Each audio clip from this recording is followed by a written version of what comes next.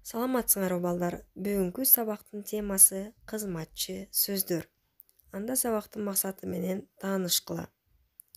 Кызматчы сөздөр жөнүндө түшүнүк алуу, кызматчы сөздөргө талдоо жүргүзүү, өз ойлорун эркин айтууга жана ыраттуу баяндоого үйрөтүү. Кыргыз тилиндеги кээ бир сөздөр өз алдынча турганда лексикалык мааниге ээ болсо, айрымдары лексикалык мааниге ээ боло албайт. Мисалга алсак, мектеп, шаар, окуучу лексикалык мааниге ээ, ал эми аркылуу, сайын, жана, өтө, арине лексикалык мааниге ээ боло албайт. Балдар, биз билебиз, кыргыз тилиндеги сөз түркүмдөрү 3 топко бөлүнөт: маани берүүчү, маани бербөөчү жана өзгөчө сөз түркүмдөрү. Ушул 3 топтун ичинен маани бербөөчү сөз түркүмдөрү кызматчы сөздөр деп аталат.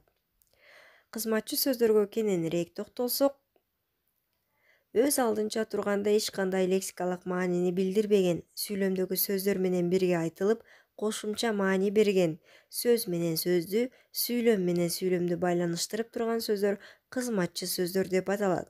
Кызматчы сөздөр 4 топко бөлүнөт: жандоочтор, аркылуу, сайын жана башкалар, байламталар, жана, менен, да, бөлүкчөлөр, ана, эле, эң, өтө, абдан, мадал сөздөр, албетте, арине, чындыгында, ырас.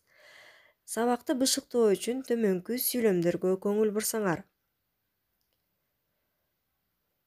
Акыл шаарды карай кетти. Бул сүйлөмдө карай жандооч.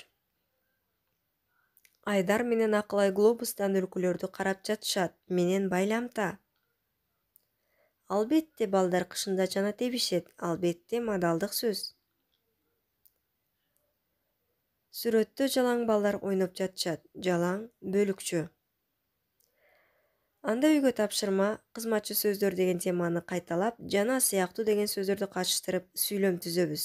Көңүл бурганыңарга рахмат.